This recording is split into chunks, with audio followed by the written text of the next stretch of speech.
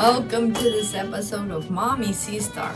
Have you ever seen a pink bird before? Here is a real pink bird. Look at that. It's adorable. Little butterball pink bird. And so I think it's called a Bork's parakeet. And so that's what we're going to paint next.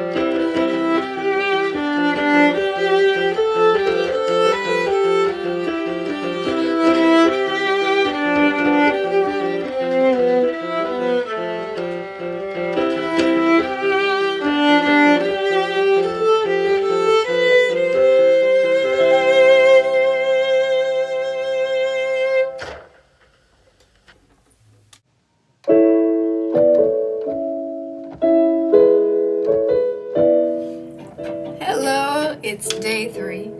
I like how his face is looking nice and rested and fluffy. I'm going to keep this a very simple painting, but I'm going to add some details to the feathers and finish off his wing and his tail.